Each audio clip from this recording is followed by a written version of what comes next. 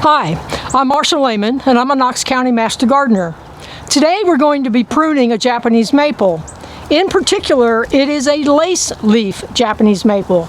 And when you look at the handout, you see that the leaves are really fringy. They're really skinny looking. And the variety is called, first of all, Japanese Maple is Acer palmatum, and the variety is Dissectum. And Dissectum comes to the fact that the leaves have a lot of dissection on them, which makes them look really lacy, really frilly. That's different than the broadleaf Japanese maple such as Bloodgood. In the Laceleaf, the natural structure is to have layers, and it's not exactly a weeping tree, but it does tend to come out and arc downwards. It's not a full leap weeping like a weeping cherry. What's really important is that we don't mess up the structure. So the first thing we're going to do, we do prune these while they're dormant, but we're going to come in and do what's called finger pruning, and we're just going to pull off some of these old dead leaves so that we can see all the structure. Now, I would say it's really obvious when you run into dead wood because instead of being brown, it's gray. And so when you see that, you can just do, hear the snap? You just do what we call finger pruning and take that out. So as we're pulling off some leaves, we'll do a little bit of that finger pruning and get rid of the twiggy stuff. Now all of that, first of all, if it's dead, it doesn't count in the pruning budget. Because Japanese maples, all of them, grow so slowly, they have a much smaller pruning budget. Generally we talk about don't take off more than 1/4 to 1/3. With a Japanese maple, you really want to stay well under that 25%. Probably even lower than 20%. And my initial assessment of this today is that we're not going to be anywhere close to that, and that most of what we take off will be little twiggy stuff. So we're going to pause the camera and get some help in here to kind of strip off these leaves so we can see the rest of the structure. We have finished kind of hand pruning, finger pruning, taking all the leaves off, and along the way we took a lot of little dead stuff. There's still some more little dead stuff, but we got a fair amount of it. What I like to do next is to come in at the bottom and look for some of these really small spindly growths. This tree is, I don't know, 25, 30 years old. It's got great structure, so we don't need these little spindly things. So there's one. Here's another one, and I'm just going to clean up the trunk and get rid of those little spindly things. And this is one of those things where even when I think I've gotten all of them, I come back around. And now here's one that's a little bit larger, if you can see this, but it comes off of a stem and then branches way back in around over another one. So we really don't want that. Some more little stuff, the little spindly stuff, really spindly stuff.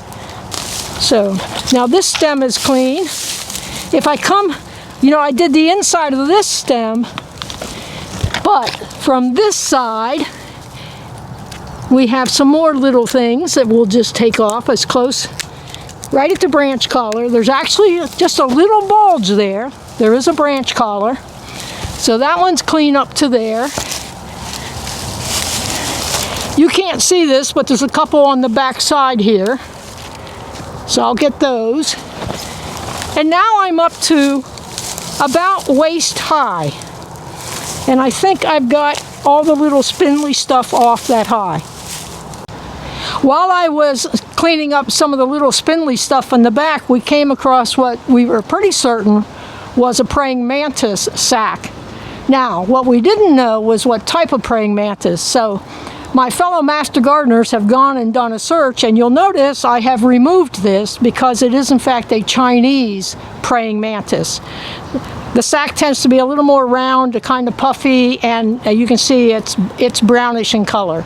So this is a non-native praying mantis, and we have removed it. Now that we've gotten the major stems cleaned up, it's time to just keep moving up, and yep, I keep seeing dead stuff. It just snaps. But what I'm looking for now are branches that are crossing rubbing. They need to come out, and we really, since this has a tendency to grow kind of weeping, but I'll call it more arching because it doesn't actually droop down. We want layers. I don't want to destroy those layers, but particularly at the top, it's not real clean. And there are some older pruning cuts that need to be cleaned up. And if we can zoom in right here at my hand, this is an old pruning cut that left about a 1-inch stem or stub, and so that needs to come back and be cleaned up.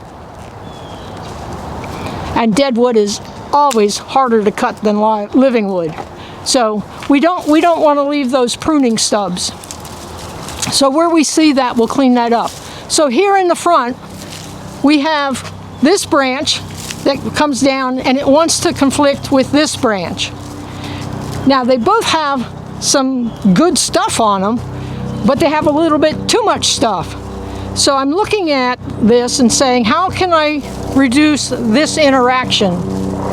If you have watched some of my other pruning videos, I often kind of manhandle a plant. You don't want to do that with the Japanese maple. By comparison, they're fragile and you can break them. You can break more than just the dead stuff. So, but I did kind of pull these apart and say, where do I really need to cut to keep them apart? So I'm going to take this one here. I've kept this part, which keeps the structure and that arc, and then I'm going to come inside here, and I want to keep part of this but not all of this. And what's growing into this, and here's another, if you look at this branch, we've got a Y and then we've got one in the middle. I'm going to take the middle one out and keep the Y. And now they're not rubbing and interfering anymore. They may continue to grow, and then the next cut in a year or so may be further out. But now these are not conflicting with each other. That's dead. If I do the same thing and come over here, we've got this growing into that, and the main culprit is coming off of this. So the question is, where do I want to make the cut on this? And on a Japanese maple, I may make a couple of cuts before I really am happy with where, but I can't put it back on if I make a long cut first. So I'm going to cut it here at a node, and we'll take that out. And that has reduced some of that conflict. And then this one is growing up and into the one above it. So I'm going to take that off, because again, we want kind of an arcing. We don't want it to go up. So rather than trim the one above it, unless that's really overgrown, I'm inclined to take the one that's underneath and wants to go up. So that got rid of some of that. Now here we do have quite a bit of growth. And well, that just snapped off. That was dead. There's some little spindly stuff, just as we found on the main trunk. And let me come around here. Now here's another old pruning cut that we'll clean up, but after I get my loppers out. I want to stick with the hand pruners for a moment. And here we have a branch that comes out, and it's just got a little bit too much stuff growing on it. There needs to be some spacing between the branches, and at least a couple of inches, otherwise it gets kind of thick and woolly. And now here, this is a smaller one. This is maybe 1/4 of an inch, so I really want to keep it. This part comes out and arcs nicely, but this part wants to grow straight up. This one wants to grow straight up. And on a Laceleaf Japanese maple, we don't want anything going straight up. It needs to have that arcing.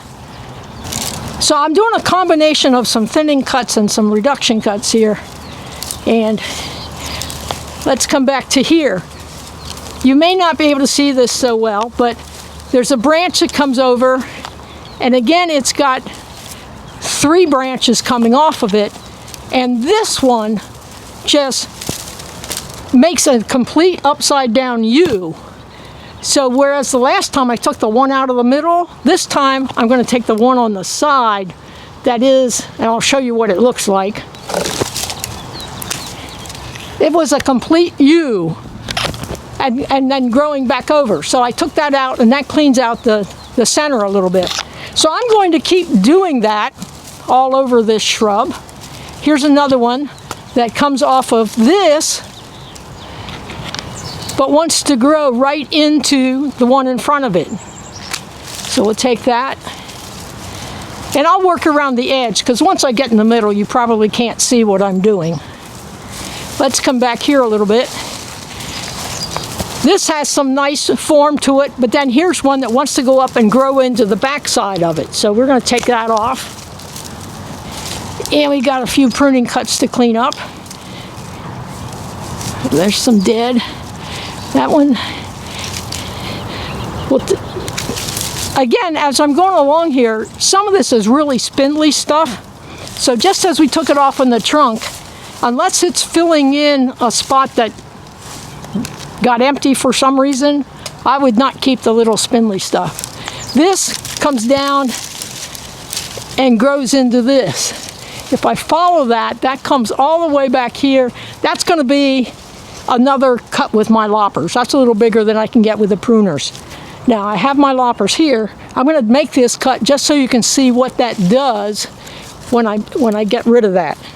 And make sure I'm cutting the one I want. And when I take that out, that thins the canopy a little bit. A lot of the pruning that we're doing now at this point, we do not want to destroy the structure or the form, but we definitely want to do some thinning for airflow and sunshine. Getting a lot of sunshine and airflow into the center of the shrub helps to keep it healthy. So that's basically what I'm going to do. I'm going to come in now mostly with loppers and take off some bigger pieces, and periodically we'll come back and show you how different it looks. I've been in cleaning out crossing rubbing branches. Of course, I kept finding some, prior pruning stubs that I cleaned up. Now we're back to, we said we're concerned about things that want to grow into each other, and we've got that case right here. And so looking at it, I don't want to take off this whole thing. Oh, there's some dead. But I am going to remove it right here at a branch node and take that out, and that gets rid of the rubbing situation that we had coming over here. Now, yes, in time some of these are going to grow back. I'm looking at this one, it wants to grow back towards the center, so I'll take that.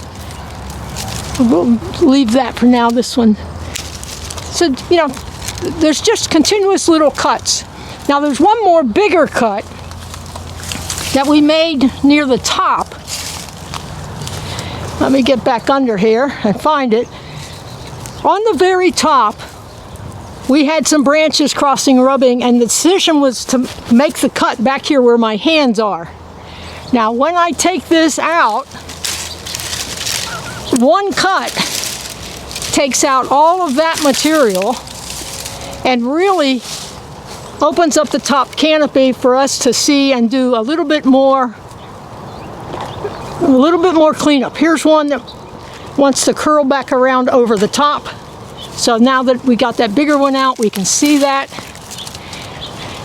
And it never hurts to get into the center of the shrub and look up, which is something you can easily do with a mature Japanese maple. Whoops, that was dead.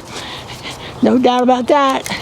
So now we really have opened this up. You can still see its basic form. The branches that we've left kind of are all arced down. We tried to get rid of the ones that were going straight up because that's not its natural form. And yeah, still have a couple little dead stubs to clean up. But I think that's basically it. So again, the Acer palmatum, Japanese maple, variety dissectum, is the Japanese maple that has the really frilly, lacy leaf, which is why it's often called a lace leaf. Japanese maple. It gets pruned differently than the ones that are more upright and with a broader leaf, like the Bloodgood variety. So eventually we'll get a video shot on a Bloodgood so you can see the difference. But on the Laceleaf, we want these layers, and they generally have an arcing shape down. So that's it for today. We thank you for joining us. Hope you learned something.